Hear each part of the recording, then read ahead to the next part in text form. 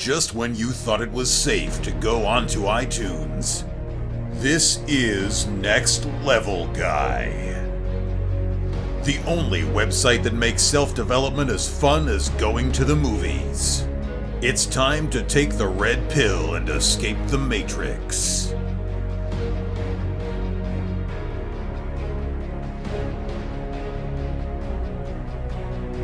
What's happening, guys? It's time for another episode of the Next Level Guy Show podcast with your favourite tutor, Ian Dawson-Mackay. Next Level Guy is the go-to men's interview, interest and improvement website, where I quiz the experts to find out the hacks, tips, methods and protocols that you can implement in your own life to take it to the next level and live happier, wealthier, healthier, sexier and so much more. Today's guest is Crystal, Little Monster Dimopoulos. She's a MMA fighter, business owner and exotic dancer. She's beautiful and a graceful dancer, stunningly beautiful, but a devastatingly dangerous fighter too. She started from a rough place and built herself up to be a professional fighter, run her own business, and make serious money from her own side job. She's someone to watch and to learn from and inspire you to do the same. She's proof that you can achieve anything you want from life, and regardless of your starting point, by putting in the work. I had a seriously great time with this interview and was really disappointed to end it, so I'm definitely going to get her back on the show. I know you'll love her as much as I did during this interview. I still had pages of questions left at the end. Despite being stunningly beautiful, seriously talented and going places, her story and viewpoint on life are so inspiring and motivating, and it is there that we find out the real gems. So, are you ready to dive in and learn? Let's get to the interview. If somebody's never met you, and they really should be ashamed if they don't know who you are, but if they've never heard of you, how would you describe who you are? Because your nickname's awesome. You do some amazing stuff, but, if you had to give a kind of quick intro to somebody, what would you say? Probably one of the most positive humans that you'll ever see and meet, and wildly ambitious and happy, just loving life and being completely unique in having a profession like fighting and stripping, yet being such a wholesome person. Yeah, because your Instagram really, when I started reading that, it was like, badass Christian professional fighter and exotic dancer, and I was thinking, sorry, what? It was quite surreal. But if we go right back to the start, what kind of child were you? Did you have a particular kind of natural acclimity to a certain to sports and stuff? What kind of got you into this whole kind of endeavors? So growing up, I got into so many fights as a kid, and I just always had all the energy in the world, and I was a really angry kid in general. And I actually got myself kicked out of 4 schools in 1 calendar year, which is impressive to say the least. Mainly for fighting. And I was always into the guy sports. I was always hanging out with guys. I played football growing up in 7th and 8th grade, and I was a skater chick all throughout my teens. So when people that I went to high school with hear that I became a fighter, they're like, oh yeah, that totally makes sense. You should be a fighter. That's what suits you. And as far as being an exotic entertainer is concerned, I actually grew up in that industry. It's what my parents did. So when I turned 18, I saw it as something that was going to be fun. I looked at all the different pole tricks that were possible and saw those as different skills to achieve, as well as just literally getting paid to party. So I chose that as a profession, and my parents kind of helped guide me through that. And it was really amazing. No, that's awesome. I mean, it's so, you hear that a lot, don't you? As people sitting going, oh, I had to do it against my parents' wishes, they kicked me out of the house, and I'm just like, that's why I love having so many positive people on here who come and say, no, it was great, my parents were very supportive, they did this and that, Were you able to talk to your parents, not on the same level, but were you able to discuss your sort of hopes and ambitions and stuff like that? How did they take you wanting to go into that kind of that role of fighting and the dancing? Yeah, so as an entertainer, it was kind of one of those things where they were like, man, we wish that you choose something else, but if this is what you're going to do, this is actually something we can help you with, because it's how they met. My mom was a dancer and my dad was a DJ. So they really kind of taught me the ropes and the hustle behind everything to make sure that I didn't fall into some like scary pitfalls that can happen in that industry. And with being a fighter, like growing up, my dad was always like encouraging me to just be tough. And, he wanted me to do karate and that stuff. And I wanted to. So when I became an adult, I think like, yeah, they're freaking cool, man. I'm sorry. Is it okay that I cuss? Because I cuss sometimes. I'll be swearing all the time. Don't worry. All right, excellent. And so it was like, but everything that I've done, they've always thought it was going to be just a phase. So with dancing, they were like, oh, this is just a phase. And with fighting, especially, I took it so seriously right from the rip, and they thought it was going to be something that was fly by night, like, oh, she'll get into something else here in about a month. And next thing you know, like 9 years later, I'm still kicking ass. I love that, because it's like you get the performer sort of like hints and tips and things like that, but then you also get like the the DJ thing, the how to keep the atmosphere going, how to entice patrons in, how to like build up the performance, and you get the sales technique as well. And I think that's something a lot of us struggle with, is a lot of people can't even speak to their parents. And I really love that they encouraged you as a child, and they really pushed you into like, if you want to do that, let's go and work on that. Were you what were you like as a child? Were you the kind of the roughhouse child all the time? Did you need something physical when you were younger, to get that, not anger, but the energy? The energy, yeah. Yeah. I mean, we can call it anger, because honestly, that's what I was as a kid. I was very, very hard to deal with and hard to manage. I wish I could be like, yeah, like, man, I had a cool childhood. It was great. And peaches and cream, but it wasn't. I was a very unruly child. I was always getting into trouble.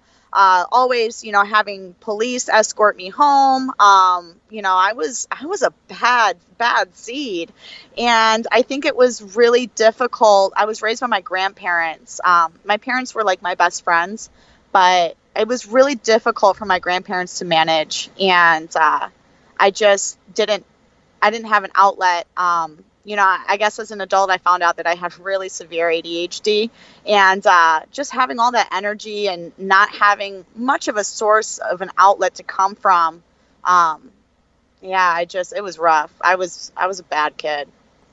So where did you find that outlet? Was it through the training in like MMA, or was there something before that kind of you started feeling you could channel your like the energy and start focusing on the creation? Because your pictures of your dancing are so beautiful and elegant and controlled, and you can see the muscle control you have, as well as looking awesome.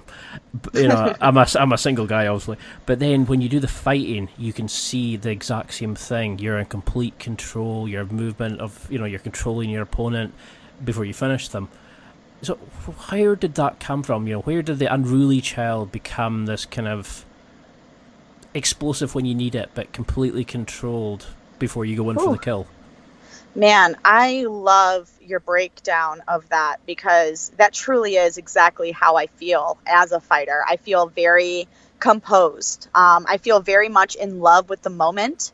And I really believe that a lot of, kids who are unruly or who are wild and, categorized as bad kids, you just kind of haven't found their outlet. They haven't found their passion. They haven't found what's in their heart, and they feel misunderstood.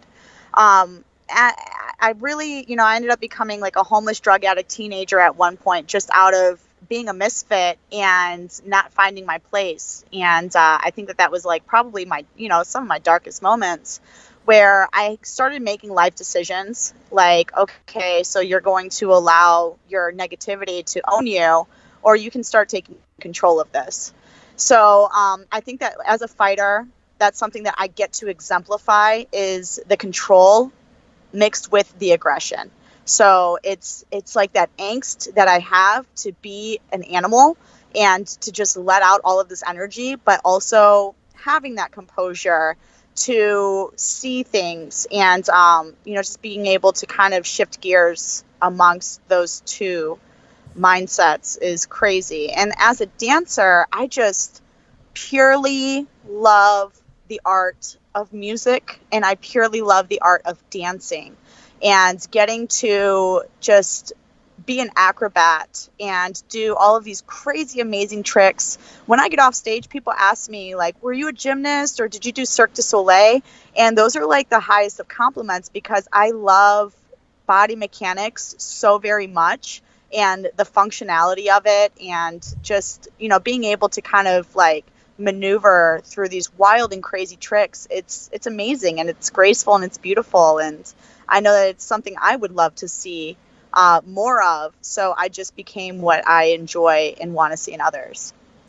I love that. It's, you mentioned there that you were going down like a sort of dark path, and I mean, I was deep depressions. I was thinking end of the world, nothing was going right for me, and I kind of had to find my own way, and I found it through running this podcast, and then I found jiu-jitsu, and I was like, fuck yeah, this is awesome. But how did you come out of that? Did you need somebody to help you out of that, or did you find a way? I mean, if somebody's listening who's struggling in that kind of environment, is there tips that you could give somebody that worked for you, or kind of helped you sort of shake it off and get on the path you wanted to be on? Yeah. Oh man. I think a lot of those types of moments, and everyone has their own personal journey, so I'm just going to share mine, guys. But I really came from a place of like just loathing and like just hating myself, and really taking a look in the mirror and evaluating where I was, I think is the hardest thing for anyone to do, because it's a scary thing to look at. And, I just really saw myself as worthless, and I was like, man, like, this is it. Like, this is as low as it gets. Like, there was literally one step lower, and that's like standing on the side of the highway begging for change. Like, that's that's where I was in my life. And I was like, okay, so you can do that. That's an option. And you're going to struggle doing that. Or you can start to become more, because you are worth more, but that's going to be hard too. Like, you don't have an education. Nobody believes in you. You're completely by yourself, and you're literally in the worst position ever, and you've shunned everyone out of your life. So I guess you're going to have to show yourself through action and start growing. So I started like reading books and, just like trying to take the small tips that people had given me through life and applying them. But man, like, I've dug into depressions even throughout the course of the success, when I wasn't homeless, and when everyone else thought that I had everything, it still would creep up on me. And I just got to tell you, like, it ends, like, the depression is a feeling that you're having in that moment. It's not real. It's something that you are creating, and you're creating it through your negative thoughts. So start changing that shit, and tell yourself to shut the fuck up.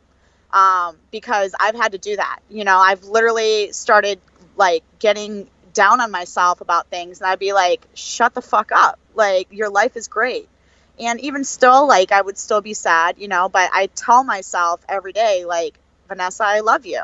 Vanessa, you're doing great. And because sometimes we don't have other people who are going to tell us that, and you got to say it to yourself. So I'm really huge on positive affirmations. I'm really huge on talking to myself. And, just like listening to that, because, that's some of the most powerful voices that you'll ever have are the ones that you say to yourself. I'm really impressed with that, because it's like, what is it they say? The best help is self-help. And I think we forget that, we're always trying to fix other people. And I think that you're very similar to me, like that, you had because you're creative, you've got a lot of energy and passion. You could also feel that you were like destined for more and more, but you couldn't figure out what you wanted to do, so you're maybe judging other people who had found their vibe. Maybe they were the small fish in the big pond, but they had found their thing, and you were maybe feeling that energy of wanting to go off and do things, and you didn't know how to do it or how to apply it or what your mission of, I hate that kind of phrase, but what you wanted to do. So you kind of thought you were fighting against it by drinking and stuff like that. Because that's what I used to do. I used to go and sit in a pub and go, what the hell am I doing here? I don't want to be here listening to the same 5 people tell the same 6 stories, And I think it's really difficult, because a lot of people do that. They just sit and hit the drink, they hit the drugs, and think, they don't want to feel that feeling of there is more to life than this. But I loved how you kind of just went, no. You took a deep look at yourself and thought, yeah, I'm going to armbar the shit out of that, and I'm going to go off and do my own thing, yeah? So I really did. I looked at it and I said, you know what? Fuck that. Like, I've already lived that life. I did the party thing. That was cute, and it wasn't for me. Like, I didn't get self-fulfillment through getting high all the time or, just being around negative people. Like, that's, they could be your best friends in the whole wide world, but if they're really your best friends and they want the best for you, and if you have to move on to find yourself, to be happier, then if they're really your friends, they'll encourage that because they want to see the best for you. And if not, well, then they weren't really your friends anyways, and get the fuck to moving because you deserve to be happy. So how did you deal with your friends at that time? Because I had originally planned to do this interview looking at like how you train for like your fights and stuff like that, but I think this is a really good sort of area because this would help a lot of people, and to show how you've become such a badass from an interesting beginning, shall we call it. But how did you deal with your friends at that time? Because I really struggled breaking connections. I really didn't. I was scared to kind of go off and do this on my own. But I need running the podcast, working, and jiu-jitsu. And I need to be busy. But for people who will try, like they're crabs in the bucket, they'll try to pull you back. They don't want you succeeding. Yeah. So how did you deal with that kind of friends? How did you analyse these toxic friends and bake that cat to get rid of them? Yeah, and I believe that, a lot of people who come through your life are, there for a time and, they serve their purpose, and whether that was being your best friend and having those hard conversations for a moment, but then maybe they kind of, became toxic for your life. And what we do is we have a tendency to hold on to that. We're like, man, like we had that one really good experience with this friend, and that's so valuable to me that I don't want to disrespect it and move on with my life. And fuck, man, that's not the case. Like, your friends love you, and they're going to love you whether you're right in front of them or whether you're living your best life. And in fact, they love to watch you live your best life so that they can fucking cheer you on. Like with all of my toxic friends that I had, I just really had to look at myself and be like, is this what I want for tomorrow and every single day?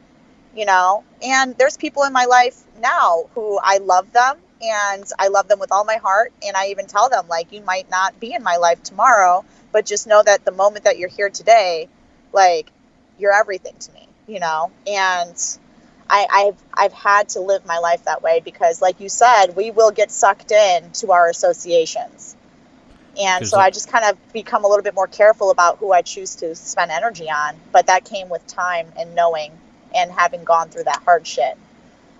Because I've got friends now, like through jiu-jitsu and stuff like that, who would be the same people if I became super successful or my podcast completely sucked. But like, I've got a friend, Ryan, who's like, if I don't speak to you for a couple of months, doesn't mean we're not friends. I'll still pick you up and we'll start chatting like there's no, like there was no time at all.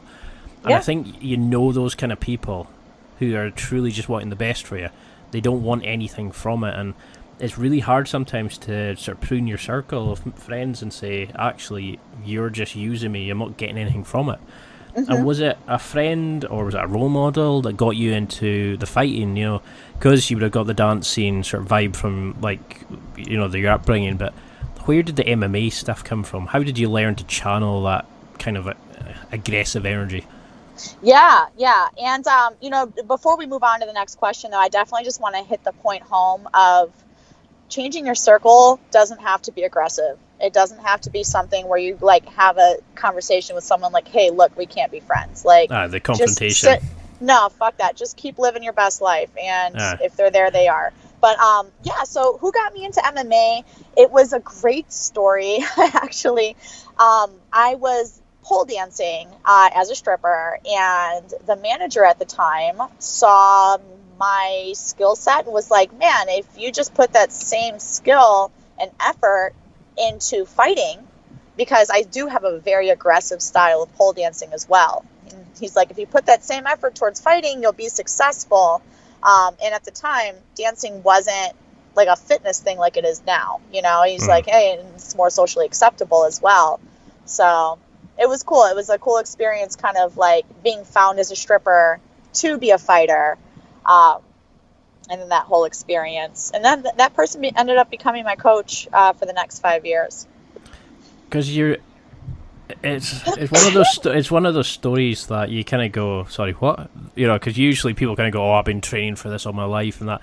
And I loved that Instagram post that you put up where you showed you on the pole, like a split screen, and you and competing, and you were like, they're exactly the same. And I think that's the problem is people, they kind of like turn their nose up at, like strip clubs and stuff like that, and you're thinking, that's one of the oldest commodities going, is these kind of shows. And it's the fact that you showed how like beautiful both sides of it were, and how you were doing the exact same thing, and it was amazing to see that kind of thing. I mean, I've got friends who do pole dancing like classes and all this kind of stuff. I speak to some amazing people, and everybody's got an amazing story to tell, and I just love the fact that you were found as a stripper and now are knocking people out left, right, and centre. And you're running a business, and you just seem to be non-stop doing this. But did you ever have any sort of negative connotations with anybody? Any kind of negative feedback from people because of what you were found doing? You know what? Actually, no. And that is actually also shocking to me, because you'd think that people would be like, oh, like she's a stripper, whatever, and just kind of write me off. But I'm really grateful to have done to be the person who I am, because I feel like when people meet me or when they hear me, they kind of take me at face value. And one major thing that I love so much about being a stripper that people don't ever realize is I really get to see people's true colors right off the rip. Because if you're going to judge me, then that tells me so much about the person who you are. Yeah. And it also kind of shows me the type of people who I don't want around me. So, it's almost like a thank you very much, and I'm glad that we're not going to get along. Because you have such strong opinions about who people are before you even know who they are. So, it's a great filter. Because it's one of those things, isn't it? Is like your job does not define you. Your hobbies do not define you. It really annoys me when somebody will say things like, "Oh, watch out for so and so when you start a new job," and I'm thinking, no, I'll wait till I'll treat everybody exactly as they treat me. I don't care what their past and all that is their past. Until I have any problems with them, then the present becomes an issue. But that's right. Yeah, it's not who you are. It's just something that you do. So being a stripper isn't who I am, but it is what I do. Same thing with being a fighter. It's not who I am. It's what I do. And how did you find that transition from like the graceful, feminine kind of like art to like the very kind of beautiful, graceful kind of arts of dancing? Because you do, is it ballet as well? Or am I actually do not do ballet. I've never done any other type of formal dance and or gymnastics outside of being a stripper. Maybe it's a picture I've seen somewhere where I think you were, maybe that's what I'm thinking of, because I was thinking you look so kind of like prim and proper and into that kind of pose, and I thought, fuck, she's good, So how did you go from that to, I hate this phrase, but the masculine, primal kind of side of fighting? I mean, I hate that because it sounds like only guys can fight, but... Yeah, it sounds so very brute. Very primitive. Man, I guess, and that's so hard because for me, I'm a very passionate person. And both arts are very functional. Both arts require you to understand your body, understand different mechanics, and being able to transition very quickly, and think very fast through your body motions. And people don't give both dancing and fighting that type of a respect. They see someone trying to dance and they think oh, they're just doing a move. Yeah, but we're chaining a series of events together. And same thing with fighting. You're chaining a series of learned skill together quickly enough that you can, overcome your opponent. It's just fighting and dancing are the same, but when you're fighting, you're basically dancing with someone else. I love the way you look at things. It's an amazing way that you look at things, and you'd be a great podcaster as well, actually. But, so, how did you find your first couple of lessons? Did you find it like the fact that because you could do the transitions, like, you know, from starting to onto the pole to hold, you know, to like doing the human flag. Sorry, I don't know any pole dancing moves, but or you know, and inverting yourself and stuff like that. Did you find the basics and the fundamentals of jiu-jitsu and MMA easier for you because you had that natural flexibility and coordination of your body and things like that? Oh, 1,000,000%. Oh my goodness, yes. Like, I certainly didn't.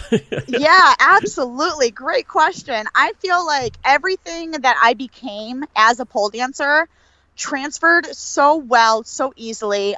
You know, anyone who rolls with me, they're like, man, like, you're so flexible, but you're so strong in your flexibility. You know, so most times people are one or the other. And with pole dancing, I had to teach myself. You know, I learned through falling on my face in front of a lot of people, basically half naked. So when I started fighting, and it's like, man, like, you have a coach who's guiding you, and you have the option to tap. You know, like, as a dancer, I mean, if I fall, fuck. Like, sometimes I'm up 30 feet in the air hanging on by one limb. You know, so as a fighter, we have options. We're far more protected. And it's just everything transferred so beautifully.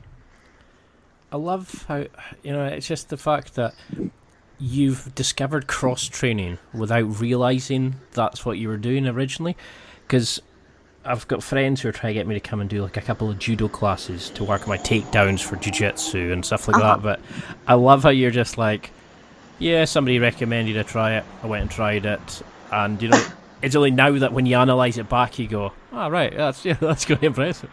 So do you think everybody should be doing some kind of dancing, you know, like to get the way to get your hips to sort of follow your brain, to coordinate your limbs and style, you know, and things like that, like salsa, I don't want to call it erotic, pole dancing, you know, like, do you think everybody should have some kind of dancing just to get your coordination and stop being a wooden knob, you know?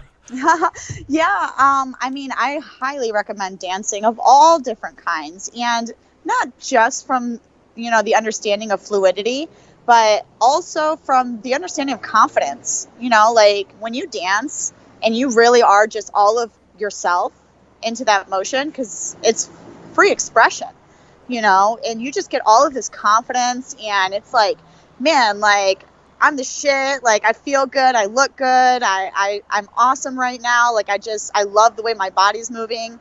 And that's like, I love dancing in my soul, you know?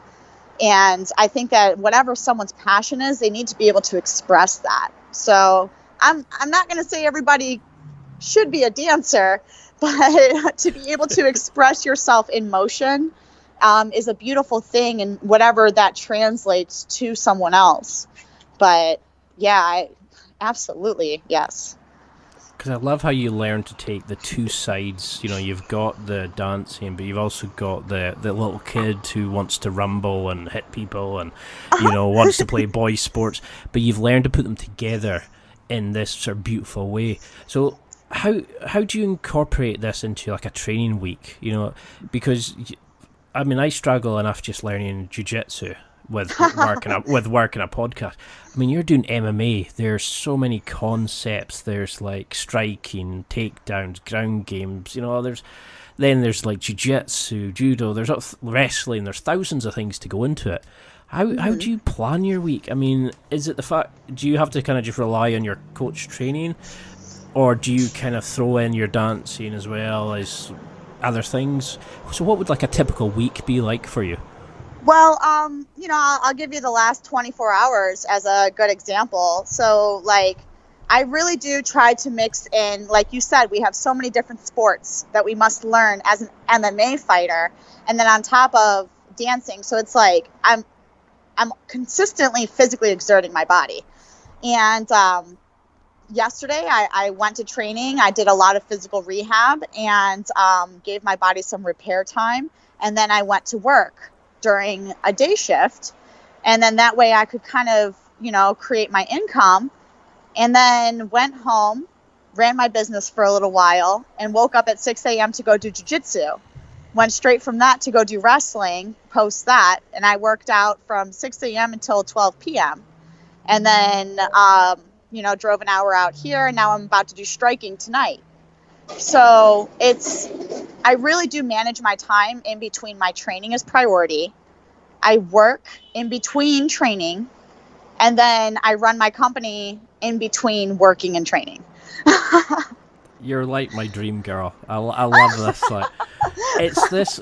I love how you're so positive, and you don't take shit. You just say, "Oh, I could make a business out of this." So you went and did it, and you started creating. I mean, I've been on the site and stuff, but I mean, it's like, how do you find the time for this? How did you learn like time management and control of this? Because I know what it's like when you have 50,000 emails to deal with, plus you have to go to training, and then you have to leave to go to work and stuff.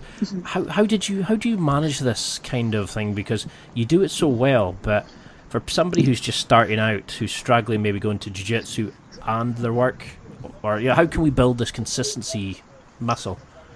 Yeah, you prioritize yourself, and it's like, what is important to me? So maybe if jiu-jitsu is not on someone else's list of importance, then they're not going to put that sitting in front of the TV at home.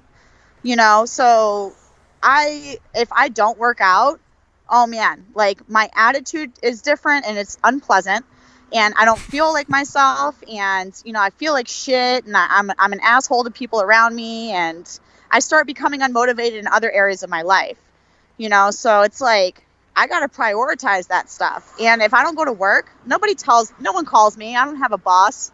No one tells me like, hey, you didn't show up today. But it's like, well, do you want to be able to enjoy your life? Like, do you want to have food in the fridge? Like, it's not optional for me. And then making sure that I take that time to go to the beach. If you follow me on Instagram, you'll see I'm always trying to have fun.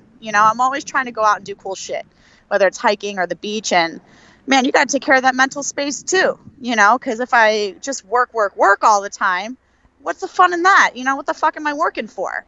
So you got to prioritize fun, but it's got to be on the list.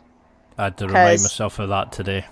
Yeah, you got to take care of your mental space, man, because, I mean, shit, everybody was going to go, we get tired of things, and we get burnt out, and that's very real. Everybody wants this hustle all the time. I work 7 days a week. I have no days off. Like, yeah, that's fucking cute, until you catch the flu, and then you can't do anything because you overworked yourself.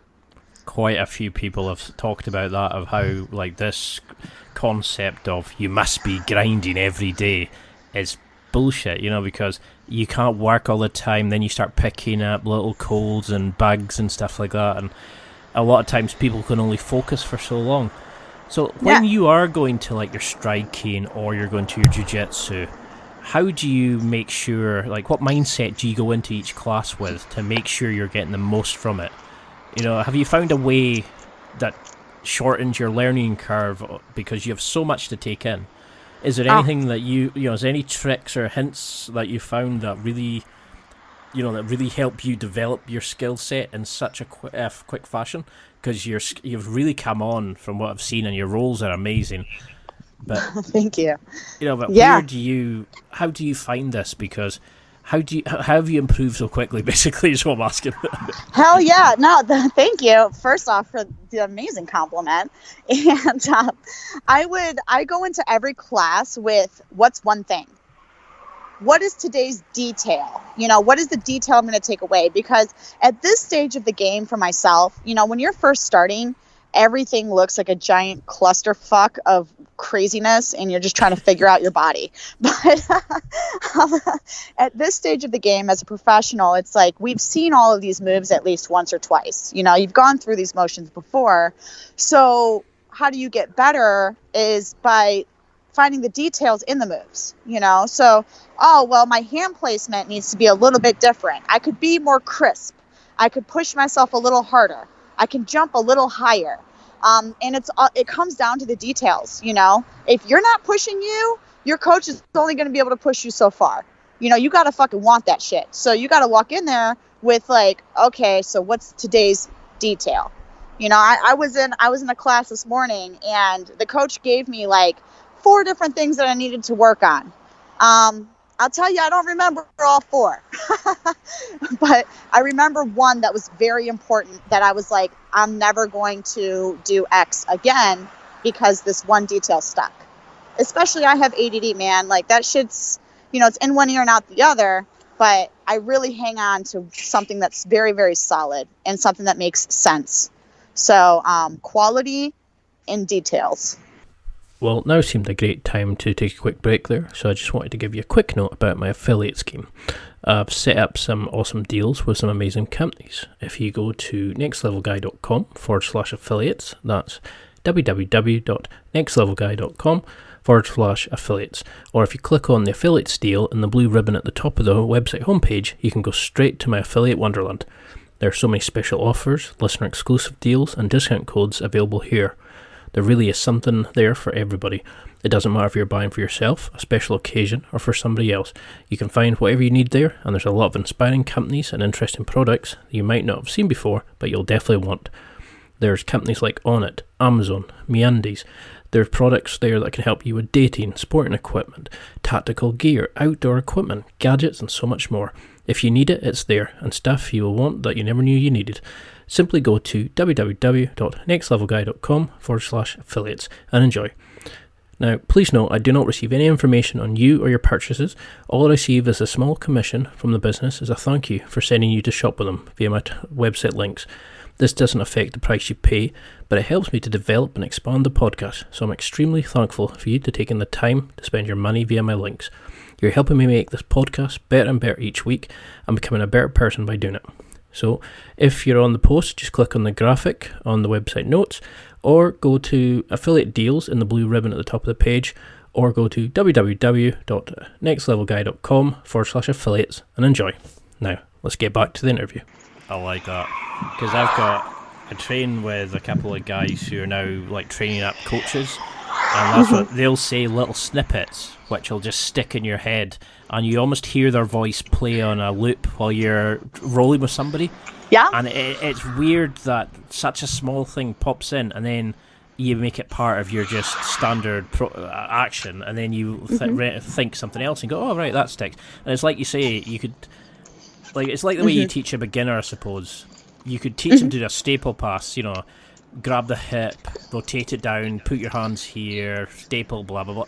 But if you go to OTT, it goes in one ear and out the other. You need to actually go, catch your leg, pin it down, step over it. And they go, right. And then as they progress, they can get the subtle nuances, the touches, the control, where to grip, where to put the pressure, where to hold, and why you do certain things.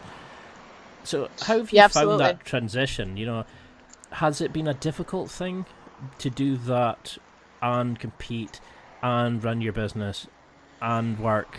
Because that takes that really does sort of tax the mind.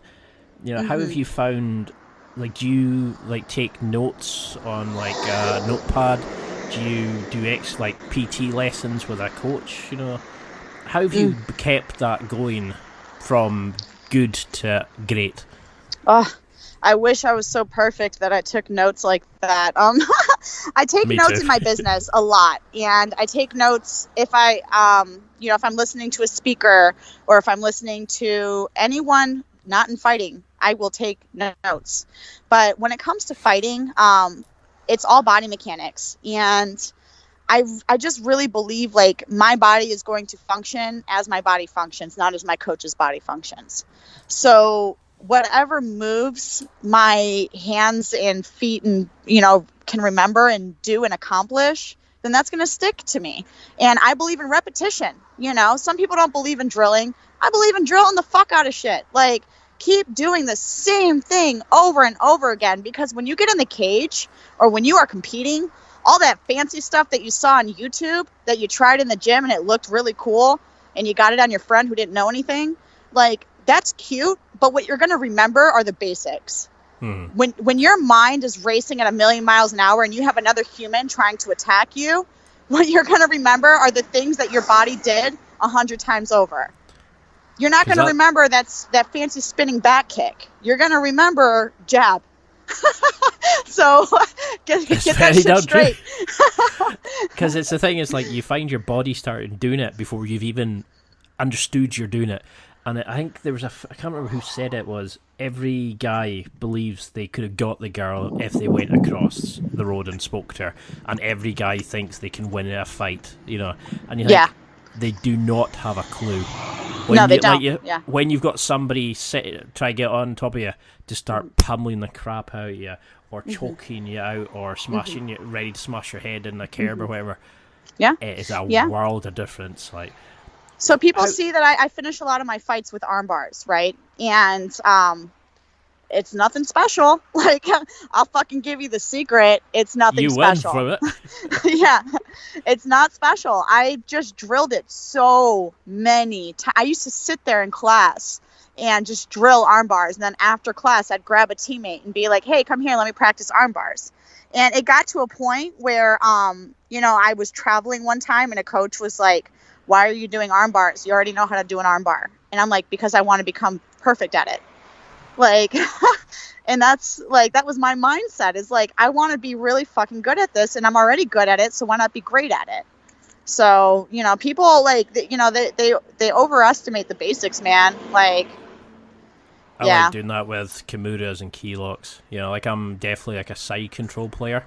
Yeah. And I love doing pressure passing, but I was always shown how to pass a guard. And then I was shown like how to do a Kimura. But at no point did my original coach sort of show me how to chain them together. Yeah. And I think that sometimes is they forget that, yes, we can have a syllabus and all that, but you need to show that move, and then you need to go again and again and again. And again to the and point, again, yeah. That you can do it with your eyes closed and you can subtly feel your way around. So how do you go about your business? Like, do you do it the same way as you're fighting and with your... or is it the same with your dancing? Did you learn your own way, or did you get a coach to help with the business? So the way that I've navigated business is I really just, I learn, and, I take my time. I read a lot of books. I listen to a lot of audiobooks because I'm in the car so often. So I'm like, okay, this is the knowledge I want to obtain. Where's the book? Someone's written the book. I can give you a good podcast to listen to. Oh, yeah. See things like that. Like, people are always recommending stuff. And I feel like when you're searching for an answer, it'll show up. Google is fucking crazy nowadays. You could literally teach yourself anything. I was a 9th grade dropout, by the way. A lot of people don't know that about me. But I dropped out of school in 9th grade, and somehow got my diploma and tried college a few times. It wasn't for me. Everything I fucking know, I've learned through reaching for the information. So anyone who says that they can't do something, shut up and go find it, because it's out there. But getting back, I think that makes people respect you more, because you've not had like the easy ride. You've worked for what you've got, and not many people. There's a lot of people who can't say that. And I always respect people who come on and go, I didn't know how to do it, but they've built this amazing thing, but I've had so many mistakes. And I'm like, brilliant.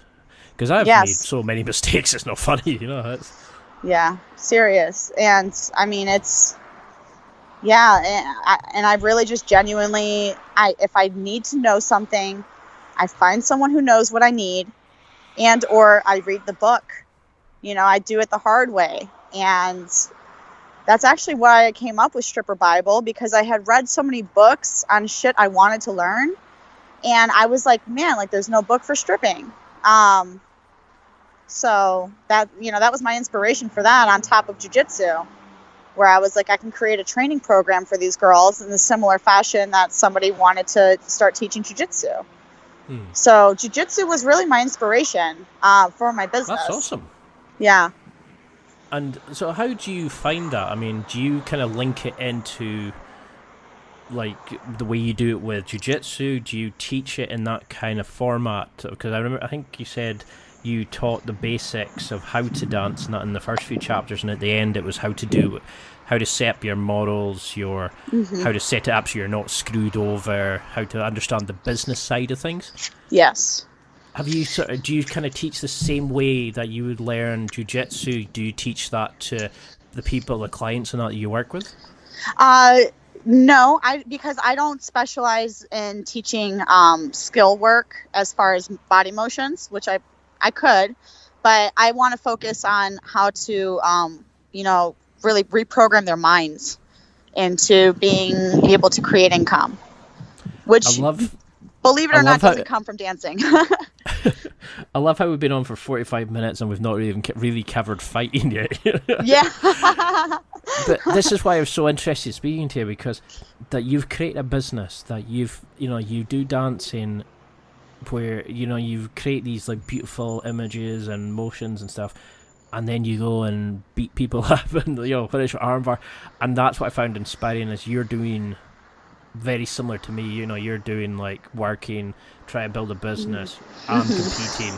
And I know how difficult that is, and that's what I'm so inspired by. So how do you recover from this? How, like, when you're away from training, have you found any kind of training methods that help you recover? Do you do things like meditation, salt baths? Like, do you go and get deep tissue massages? What kind of things work for you? The rest, the beach. I love the beach. I love being outside. Even like hiking would probably be physically exerting, but honestly, I fucking love it, and it makes me feel better. So even if I'm dog tired, I still might go for a fucking hike, because it's what's gonna give me that mental recharge and that mental reset. I love float tanks, but like sometimes being too quiet for me is like restless, so I almost get more restless because I start thinking and my brain starts going really fast. And meditating, it's hard to switch off. Yeah, and I tried meditating and I can do it, but it's not what's relaxing for me. What's relaxing for me is literally going for a walk with friends, laughing my ass off at some funny shit, and enjoying people's company, or going to the beach and, skateboarding on the beach, doing things that I love outside of doing the things I love, like fighting and dancing. So when you're training for your MMA fights, or just training as normal, you've said in some of your Instagram videos that you never stop. It's like it could be the off season, but you're still ready to kill. How do you keep this going? Do you just keep working on your strengths? Do you look at developing your weaknesses as well? Is there like an overall time frame that you think, okay, 3 months away or 6 months away, I'm going to be working on this areas to develop myself? How do you keep this motivation? How do you keep improving? How do you have a fluid game plan that's just going to work against everybody, or do you have to analyze an opponent and think how you're going to compete against them? So I'll start off with how do I kind of stay on edge. And I think that I always stay training because it's my habit. It's my life. It's who I am. It's what I do, even though I said earlier, those are two different things. But for me, like, I love it. I really, really, truly love it. And that's why I compete so well, because I am passionate about it. So for me to take a week off and go on a vacation, unless I'm spending specific time with my family, it doesn't even interest me. Like, after a fight, people go on like these 3-week binges or whatever, and they eat a bunch of food. And man, why do I want to do that to my body? Like, I love my body. I love myself, and I love the mental space that I'm in right now. And why do I want to change that so drastically and then have to come back? And now, I'm so heavy and my moves are different, and it takes a minute for me to kind of shake that rust off because I took so much time off. That mindset has never made sense to me. And I think, being a jiu-jitsu athlete, I took so much time to compete, and I was competing like every other week somewhere else in the world, like I was like going in between Canada and Abu Dhabi and traveling by myself. And it's like, you got to stay on your A game, girl, because if you're not training, you can't compete well. And you want to have confidence, and confidence comes from knowing your shit, and that comes from training. So for me, I just love it. And even on the days where I may not always feel so on edge, because let's be honest, it's unrealistic to be that on edge all the fucking time. I do it out of habit, because I've created such great habits for myself. And some days I go in there and I'm like, all right, today you're just going to focus on your technique. Maybe you're not going to be stupid aggressive. Maybe you're not going to try to out cardio everybody, but just get better. And what's that detail to get better? So habit, passion, that's what keeps me going. Now, you asked a second question about opponents and how do I train for my opponents. And what I do is I don't even really, most of the time, and it sounds so arrogant of me, but I hardly even know their names by the time I walk in the cage with them. Well, you beat them up anyway, so. Yeah, because who they are doesn't fucking matter to me. What matters is I take a look at their tape, I see their mannerisms, and because of being a dancer and because I have such a passion for fighting, I understand body mechanics to the point where I see them, I'm like, okay, these are their mannerisms, this is what they do, this is how they fight, this is who they are as an athlete. And then I keep doing my own shit, and I become the best athlete I can be to prepare for that fight. And that's it. I don't obsess over my opponents. I look at them once and then I move on and I keep doing what I need to do. Because I love that, because you could look at them and say, well, I know they're putting their weight on their right side because of the way they're standing, where maybe somebody who's not used to like the body movements and compositions could actually understand that. That's an awesome way of looking at it. And I like the way that you're trying to be, the only opponent you really care about is the one that you see in the mirror. You're looking to improve yourself the whole time. I love that. I just wish so many more people would do that. Like, have you ever had a struggle leaving the ego at the door?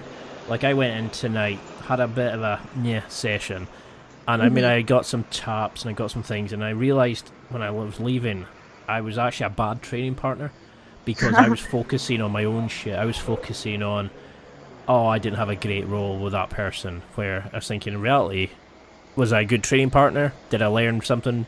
Probably. But did they get something out of it? Did I help them? And, I was thinking, it's not just about me, and I'm still at that comparing stage at times.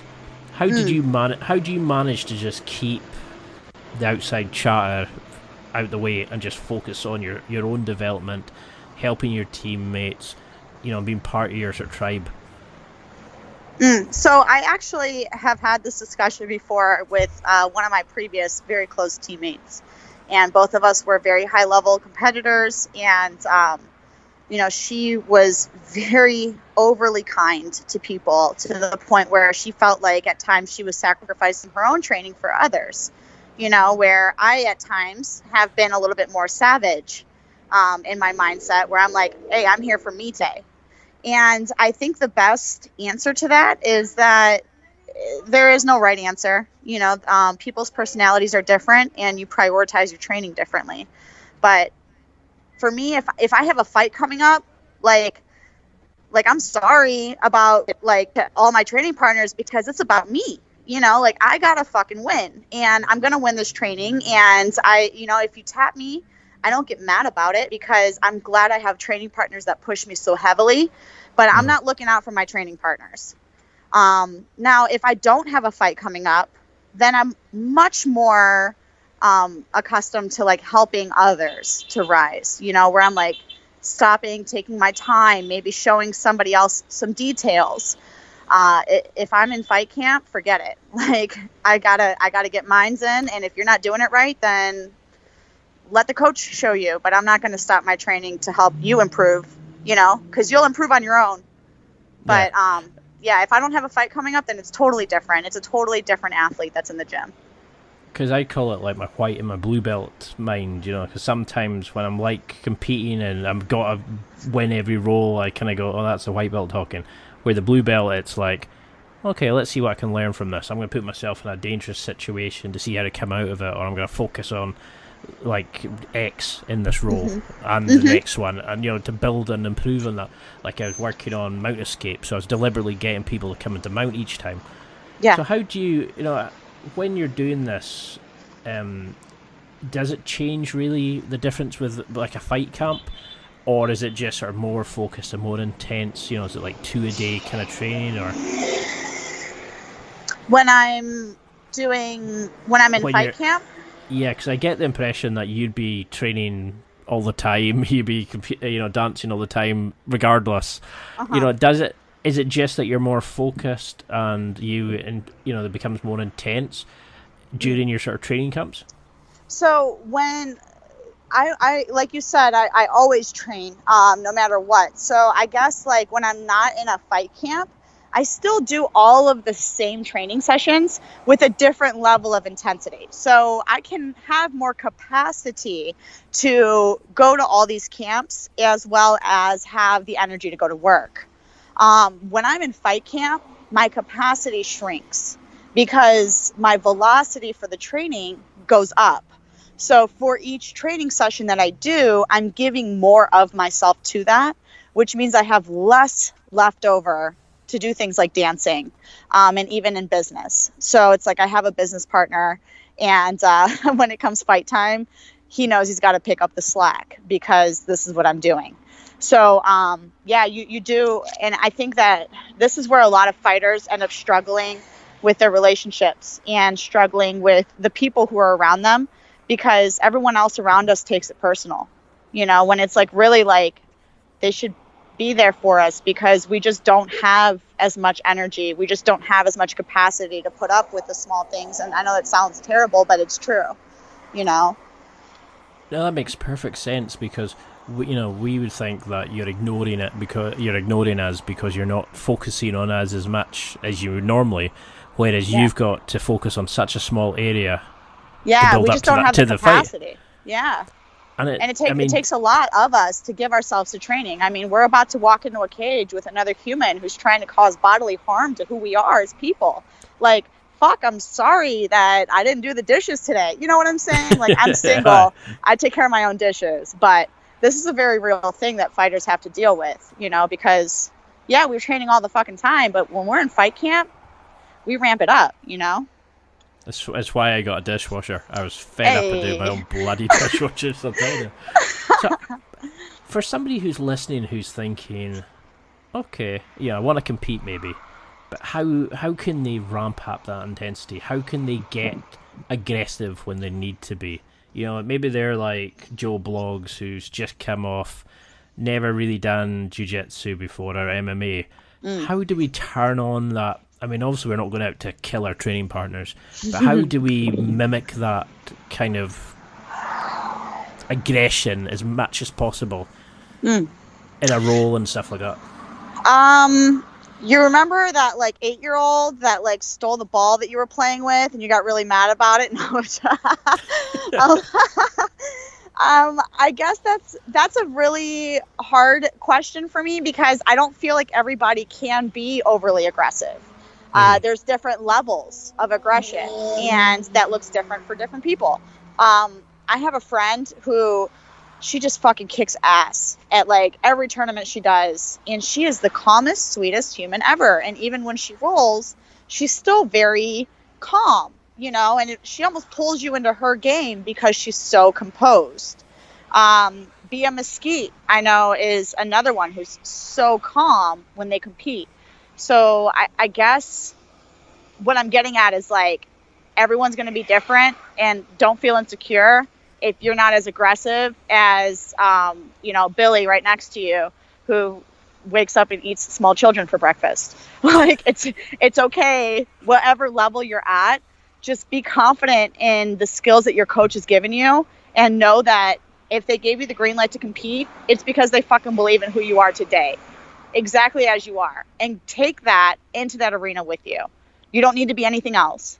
So take me, for example.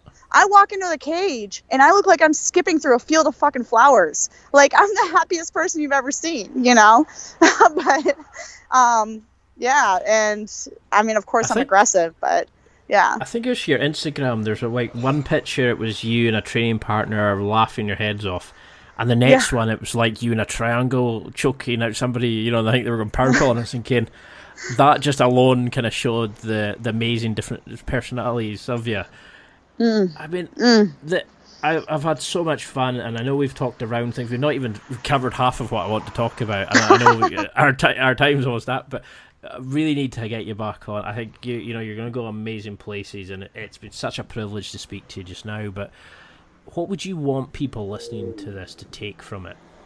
What would you want sort of the go-home message? If they could only remember one thing and everything else went out their head, what would you want them to remember? It doesn't matter who you think you should be because of where you've come from.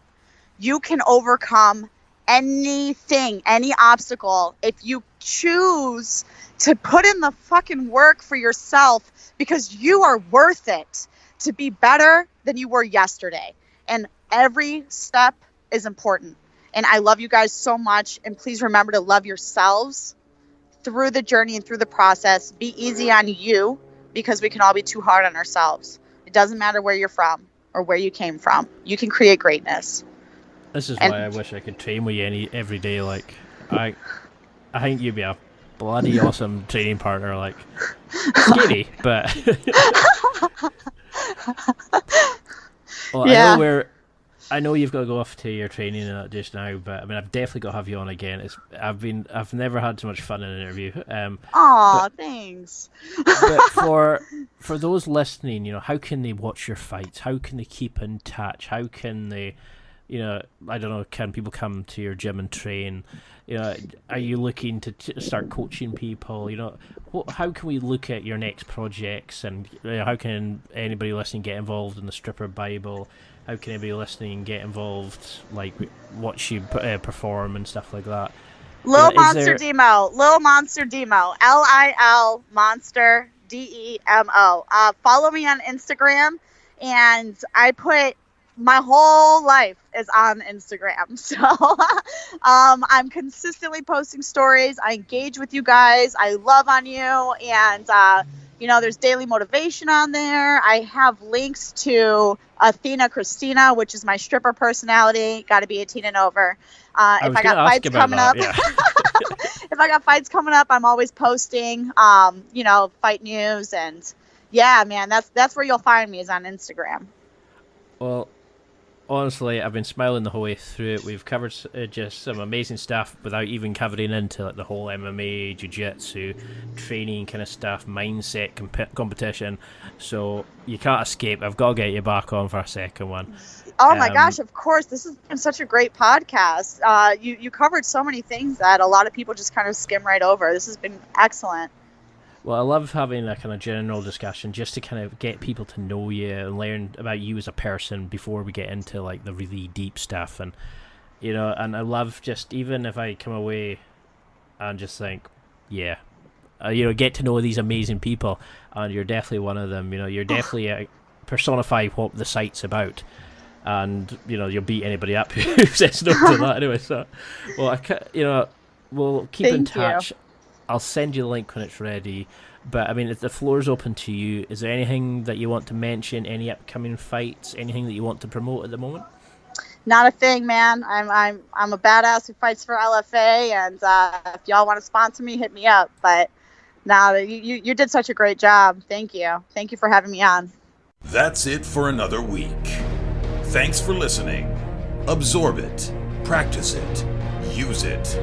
Until next time, keep trying to hit that next level in your life.